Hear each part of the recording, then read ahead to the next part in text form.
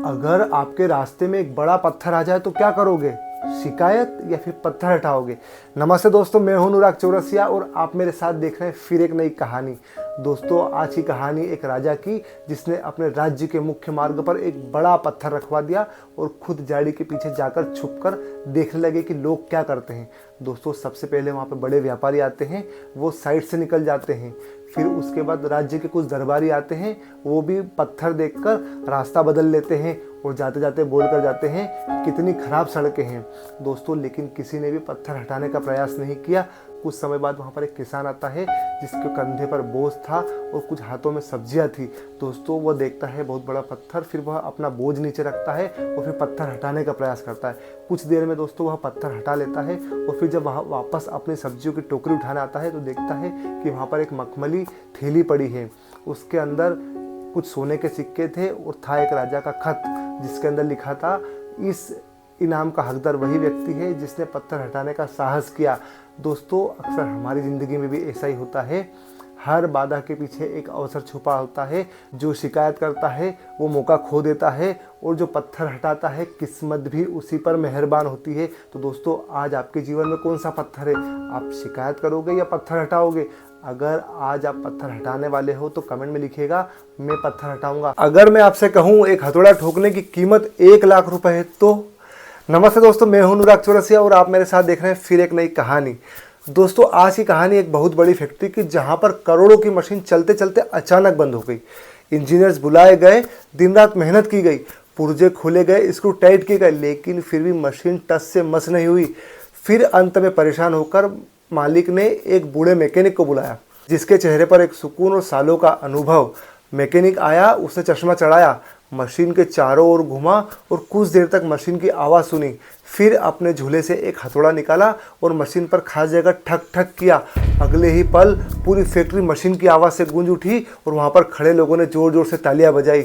अगले दिन बिल आया 1 लाख रुपए का। यह देखकर मालिक भड़क गया और कहा कि एक हथौड़ा ठोकने की कीमत 1 लाख रुपए। दोस्तों, बूढ़े मैकेनिक ने मुस्कुरा कर लिखा कि हथौड़े ठोकने की कीमत मात्र 100 रुपये, लेकिन हथौड़ा कहाँ पर ठोकना है यह जानने के लिए 99,900 रुपये। दोस्तों, अक्सर हमारी ज़िंदगी में भी ऐसे ही होता है। मेहनत तो सभी करते हैं, लेकिन सफल सिर्फ वही होता है जो जानता हो कि सही बार सही समय पर कब करना है। अगर पूरी दुनिया पर मिट्टी फेंके तो क्या करोगे? इस बात का जवाब एक गधे ने दिया। नमस्ते दोस्तों, मैं हूं अनुराग चौरसिया और आप मेरे साथ देख रहे हैं फिर एक नई कहानी। दोस्तों, आज की कहानी एक किसान की जिसका गधा एक बहुत गहरे गड्ढे में गिर गया था। दोस्तों, किसान ने काफ़ी मेहनत की, फिर भी वह गधा बाहर नहीं निकल पा रहा था। फिर अंत में उसने सोचा कि गधा काफ़ी बूढ़ा हो गया है, कमज़ोर हो गया है, तो क्यों ना इसे इसी गड्ढे में दफना दिया जाए। दोस्तों, फिर वह अपने पड़ोसियों को बुलाकर लाता है और फिर गधे पर मिट्टी डालना चालू करता है। दोस्तों, पहली बार जब गधे के ऊपर मिट्टी गिरती है तो गधा काफ़ी डर जाता है।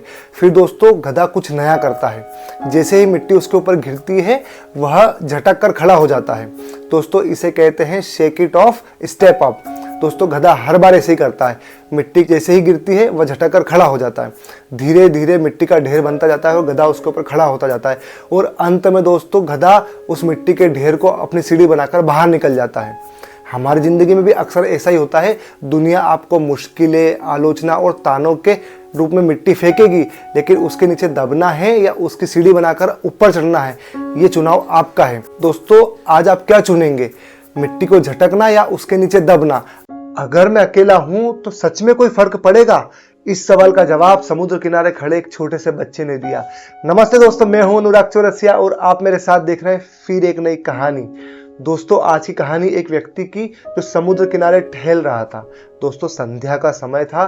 समुद्र की लहरें किनारे पर आती और वापस जाती। थोड़ी दूर चलता है तो देखता है कि हजारों स्टारफिश समुद्र किनारे पड़ी है, तड़प रही है, पानी दूर है।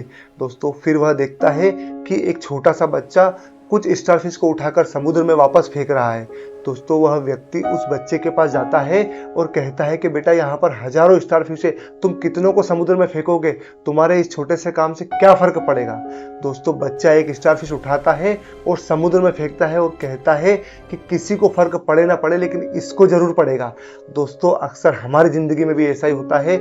हम उस व्यक्ति की तरह सोचने लगते हैं कि हमारे अकेले के काम करने से क्या फर्क पड़ेगा, लेकिन दोस्तों, जिंदगी में कोई बड़ा बदलाव एक छोटे से कदम से शुरुआत होती है। दोस्तों, आप दुनिया बदलने की मत सोचो, बस आप एक सही कदम उठाओ। दोस्तों, आप पूरी दुनिया बदल भी नहीं सकते, लेकिन किसी एक की ज़िंदगी ज़रूर बदल सकते हैं। तो दोस्तों, आप आज किसकी स्टार फिश बनोगे? अगर आपको लगता है कि एक छोटा सा कदम फ़र्क डालता है तो कमेंट में लिखिएगा, मैं फ़र्क बनूंगा। क्या आपने कभी किसी काम की शुरुआत सिर्फ इसलिए डाल दी क्योंकि आप परफेक्ट नहीं थे?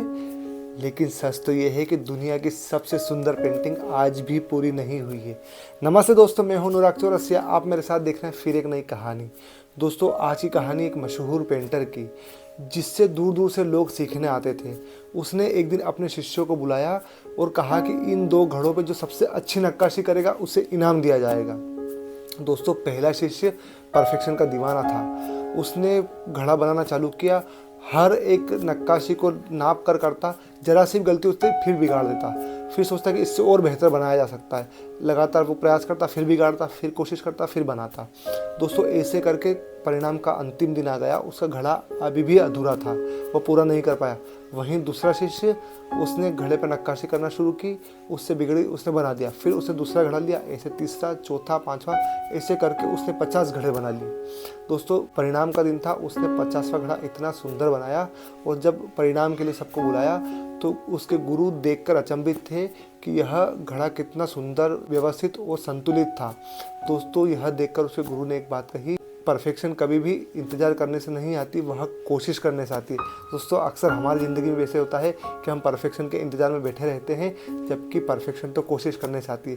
तो क्या आप भी अपने परफेक्शन के लिए कोशिश कर रहे हैं? कमेंट करके बताइएगा। जब ज़िंदगी आपको चोट मारती है तो आप टूट जाते हैं या तराशे जाते हैं? नमस्ते दोस्तों, मैं हूं अनुराग चौरसिया।